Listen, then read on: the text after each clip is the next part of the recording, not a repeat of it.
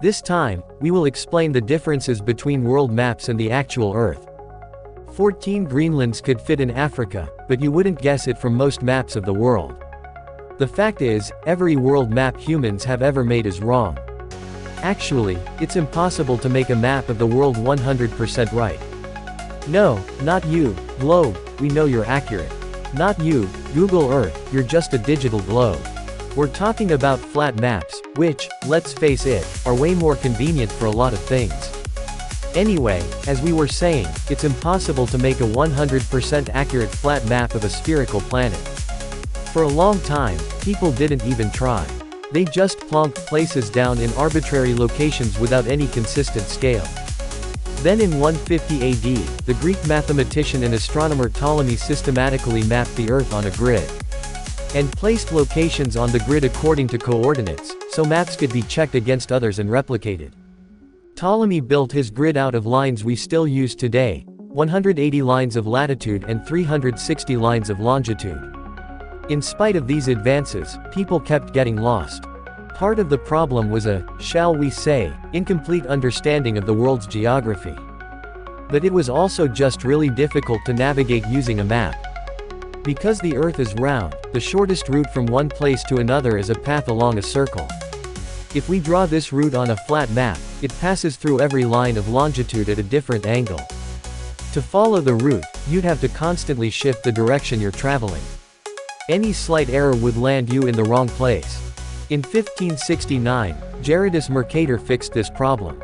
He created a world map proportioned so these curved navigational routes would be straight, passing through every line of longitude at the same angle, and therefore allowing navigators to set a constant bearing, in other words, travel in one direction, for a whole journey.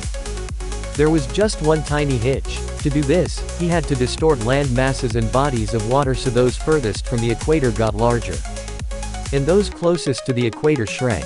In spite of its inaccuracies, Mercator's map was very useful. In fact, it's still widely used today, including in online maps. But it's still wrong. In 1925, the good homolocene projection was created as, get this, an interrupted pseudo-cylindrical equal area projection. What does that mean? Not important. The point was to minimize distortion for the entire world. The map can be land-oriented, or ocean-oriented. Either way, the so-called orange peel map isn't very easy to read.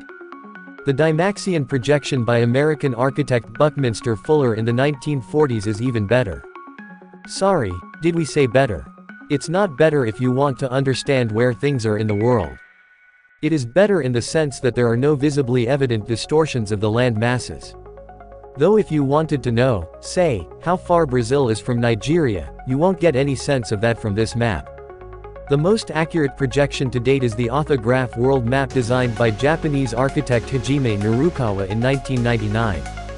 The continents and oceans are almost completely in proportion, and the map is rectangular, just how we like it. Could this be the perfect map?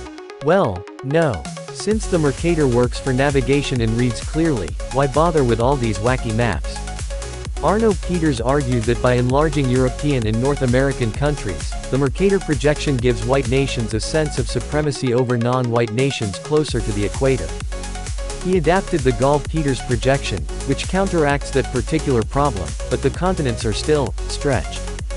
Today, we rely on maps less and less for navigation, but they still play a vital role in education. Peters was definitely onto something. No matter what map we're looking at, it's a story told from the perspective of the map's creator that in turn shapes, perhaps unduly, our perception of our world. Simple changes in map design, even changes that have nothing to do with how we transfer a round Earth to a flat surface, can completely shift our point of view.